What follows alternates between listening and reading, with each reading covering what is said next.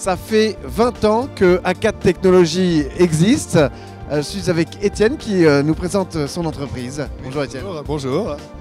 Donc voilà, moi je suis ancien professeur de technologie et dans les années 85 de nouveaux programmes ont vu le jour et on est passé de l'enseignement des travaux manuels à l'enseignement de la technologie. Et donc moi j'ai créé l'entreprise au bout de quelques années puisque au début, comme chaque professeur, je concevais moi-même mes matériels pédagogiques. Et donc j'ai créé A4 Technologies en 1993 pour diffuser les matériels que je créais. Donc le cœur de métier, c'est quel est-il? Aujourd'hui, A4 Technologies est concepteur et fabricant de matériel pédagogique.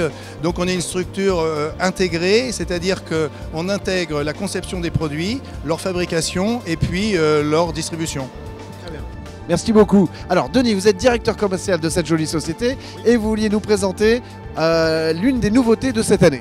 Alors donc le produit qui aujourd'hui a toute sa place dans l'enseignement de la technologie en collège et en lycée, c'est l'imprimante 3D. Donc nous présentons là une machine qui est capable de réaliser des pièces en 3D avec une très bonne qualité technique en partant d'un dessin numérisé en 3D. Aujourd'hui, face à la concurrence qui existe, comment vous vous placez ?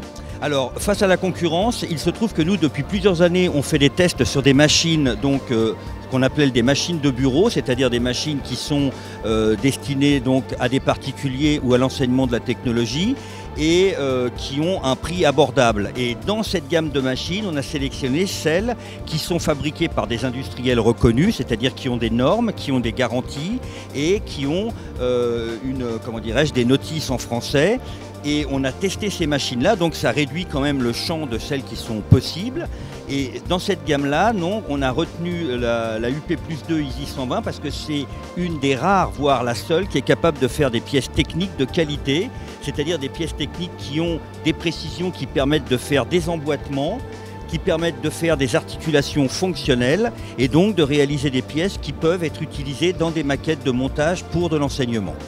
Alors pour terminer, votre présence sur ce type de salon, c'est intéressant pour vous parce que vous rencontrez les professeurs, les chefs de travaux et que donc vous pouvez leur présenter vos nouveaux produits. Mais est-ce que vous avez également profité des retours de ces personnes-là pour essayer justement de progresser et d'avoir des produits qui répondent complètement à leurs attentes dans le futur? Alors absolument, on est toujours à l'écoute de toute façon de nos clients, du corps d'inspection, des professeurs, des chefs de travaux bien évidemment, et on tient compte de leurs remarques. Par exemple, cette machine est parfaitement aux normes sans capot de sécurité, elle est prévue pour fonctionner sans capot. Certains professeurs nous ont dit, non pas pour protéger les élèves, mais pour protéger la machine, qu'il serait bon d'avoir un capot transparent de façon à l'avoir travaillé. Donc on a fabriqué et on propose un capot pour la machine. Voilà un exemple donc de report de remarques qui ont été faites par des enseignants sur nos équipements. Parfait, je vous remercie beaucoup. Je vous en prie.